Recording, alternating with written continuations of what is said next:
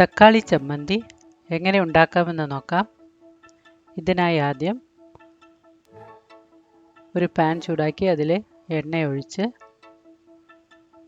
1 table spoon കടലപ്പരിപ്പ് ഒന്ന് വറുത്തെടുക്കാം.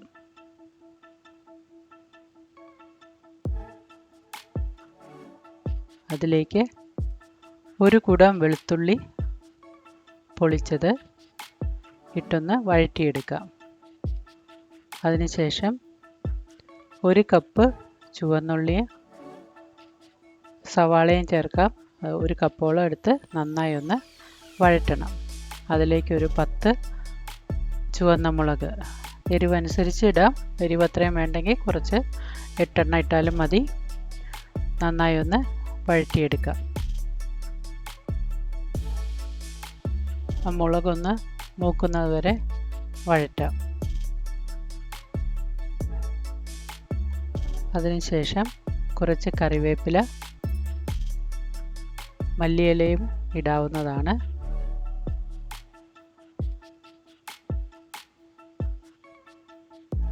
പിന്നീടൊരു 4 വലിയ തക്കാളി മുറിച്ചതും കൂടെ ഇതിനകത്ത് ചേർത്ത് തക്കാളിയൊക്കെ ഒന്ന് വേവുന്നവരെ നമുക്കൊന്ന് വഴറ്റിയെടുക്കാം. പിന്നീടൊരു 4 ടേബിൾ സ്പൂൺ തേങ്ങ ഇട്ട് ഒന്നുകൂടെ ചൂടാക്കിയെടുക്കാം.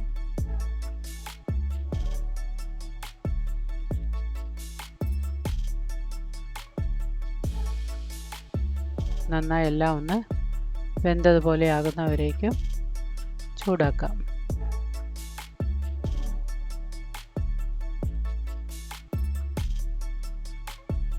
അതിൻ്റെ കൂടെ ഒരു സ്പൂൺ ഉപ്പിട്ട് എല്ലാം ഒന്നും കൂടെ ഇളക്കി നമുക്കിത് ചൂടാറാൻ വയ്ക്കാം.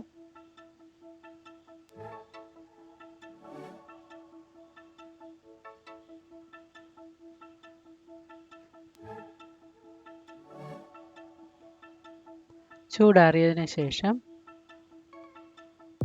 നമുക്കത് മിക്സിയിലിട്ട് നന്നായി അരച്ചെടുക്കാം.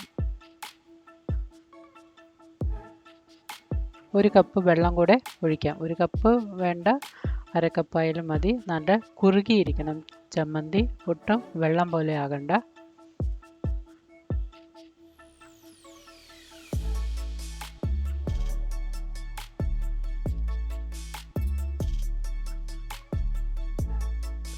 ഇതിനെ ഒന്ന് നന്നായി അരച്ചെടുത്തിട്ട്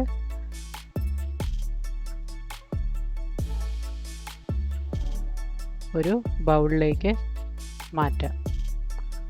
നമ്മുടെ രുചികരമായ തക്കാളി ചമ്മന്തി റെഡിയായിട്ടുണ്ട്. ഇത് ഇഡ്ഡലി, ദോശ ഒക്കെ കൂടെ വളരെ നല്ല ഒരു ചമ്മന്തിയാണ്. Thank you for watching.